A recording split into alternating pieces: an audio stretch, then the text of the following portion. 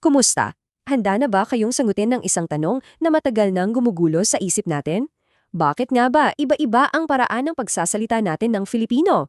Halina't silipin natin ang makulay na mundo ng variety at varyasyon ng ating wika. 'Di ba? Naisip niyo na ba kung bakit ang isang Batanggenyo, isang Bulakenyo at isang taga-Maynila, kahit pare-pareo silang Tagalog, parang ang layo ng dating sa isa't isa? Bakit may napakaraming version ng iisang wika? Well, ang simpleng sagot dyan, lahat ng wika sa buong mundo ay likas na magkakaiba o heterogeneous. Alam nyo, ayon sa mga sikat na linguist tulad ni na Saussure at Bloomfield, wala talagang wika na perpektong pare-pareho. At itong pagkakaiba-iba, hindi ito pagkakamali. Natural na katangian yan ng isang buhay na wika. Okay, so para mas malinaw ang lahat, kailangan muna nating alamin ang ilang mahalagang konsepto. Let's start with the basics. Unahin natin, ano ba talaga yung variety ng wika? Simple lang, ito ay isang partikular na anyo ng isang wika na may sarili niyang set ng mga katangian at ang mga katangiang yan nakadepende sa kung sino ang nagsasalita, saan at anong sitwasyon. Ngayon, yung dialekto. Ito na yung sagot sa tanong kanina. Ito ay isang permanenteng variety na konektado sa pinanggalingan ng isang tao. Kaya nga may Tagalog Batangas kasi yun yung variety ng Tagalog na ginagamit sa Batangas. Nakabase yan sa lugar, sa panahon, at maging sa katayuan sa lipunan. Ang idiolik naman, mas personal pa to. Isipin mo na lang na ito ang iyong linguistic fingerprint, yung sarili mong tatak, yung kakaibang paraan mo ng pagsasalita. Yung mga paborito mong linya o salita na ikaw lang ang laging gumagamit, ayon, idiolik mo yon. Okay, so bukod sa mga permanenteng variety, meron ding mga pansamantala. Isa na dyan ang register. Ito yung pag-shift ng pananalita natin base sa papel na ginagampanan natin sa isang sitwasyon. Halimbawa, iba ang register ng wika ng isang abogado sa korte kumpara sa isang pari na nagmimisa. At syempre, nandiyan din ang estilo. Pansamantalahin to at nagbabago depende sa kung sinong kausap natin. Iba yung estilo mo pagkausap mo ang boss mo, mas formal, di ba? Pero pagkasama mo na ang barkada, mas casual, mas malapit. So, para i-summarize, ganito lang yan kasimple. May dalawang pangkalahatang kategorya. Yung permanenteng variety, gaya ng dialekto at idiolik, ito ay tungkol sa kung sino ka. Samantalang yung pansamantalang variety, gaya ng register at estilo, ito naman ay tungkol sa kung ano ang ginagawa mo. Gets ba? Ngayong alam na natin ang ano, tara't alamin naman natin ang bakit. Ano ba ang siyensya sa likod ng lahat ng pagkakaiba-ibang ito sa wika? Let's dig deeper. Lahat to nakaugat sa tinatawag na social linguistic theory. Ang sinasabi lang nito, ang wika ay hindi lang basta mga salita. Higit sa lahat, ito ay isang social tool, isang kasangkapan para makipag-ugnayan sa lipunan. Sabi nga ni Sapir, ang wika ay instrumento para sa sosyalisasyon. Ito yung paraan natin para konekta sa isa't isa. O, sino sa inyong guilty dito? Itong pangungusap na to, perfect example yan ng code switching o palit-koda. Yun yung natural na paghahalo natin ng iba't ibang wika tulad ng Tagalog at English sa iisang usapan. Patunay lang to na ang wika natin ay buhay na buhay at sobrang dinamiko. Isa pang paraan ng paghahalo ay ang panghihiram o lexical borrowing. Natural lang na nanghihiram tayo ng mga salita lalo na para sa mga bagong konsepto.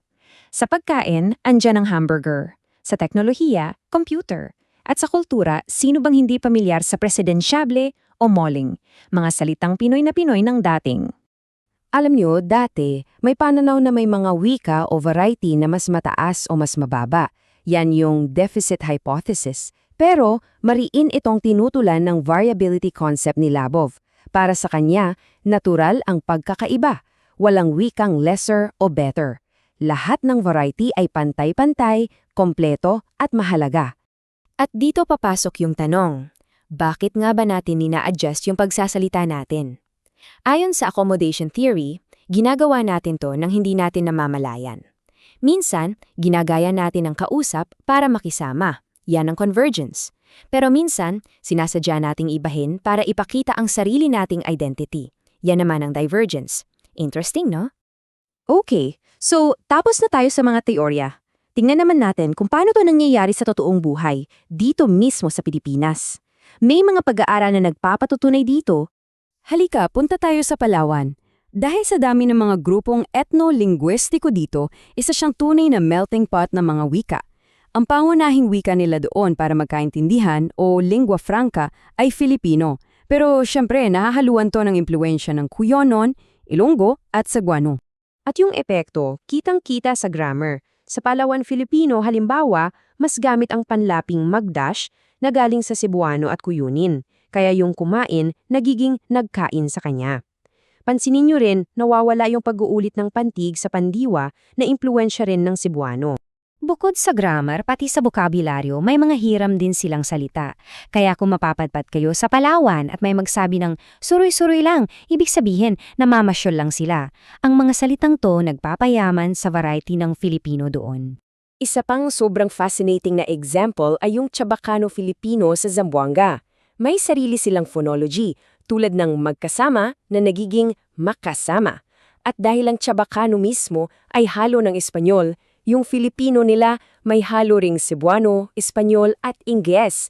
Grabe ang unique! So, pagkatapos nating makita lahat ng yan, ano ngayon? Ano ang pinakamahalagang aral? Bakit ba mahalagang pag-usapan at unawain ang mga pagkakaibang ito? At eto na ang hatol, ang pagkakaiba-iba ay hindi isang depekto. Hindi mali ang Filipino-Cebuano, Filipino-Ilocano o Filipino-Chavacano. Ang mga ito ay mga lehitimo at buhay na variety ng ating pambansang wika. Ibig sabihin lang nito, ang Filipino ay patuloy na lumalago at yuyabong sa buong bansa. Kasi kapag tinitingnan natin ang lahat ng variety bilang pantay-pantay, doon natin tunay na nabibigyan ng halaga ang ambag ng bawat rehiyon sa ating pambansang pagkakakilanlan at kultura. Ang wika natin ay nagiging salamin ng ating pagkakaisa, sa gitna ng ating pagkakaiba-iba. At iiwan ko kayo sa isang makapangyarihang paalala mula sa ating pinagkunang pag-aaral. Ang yaman ng ating wika ay nasa paligid lang natin. Nasa ating mga kaibigan, pamilya at sa bawat sulok ng Pilipinas. Huwag nating sayangin. Pag-aralan natin, ipagmalaki at pagyamanin. Dahil ang bawat variety, bawat dialekto, bawat salita ay isang mahalagang hibla sa napakakulay na tela ng ating pagka-Pilipino.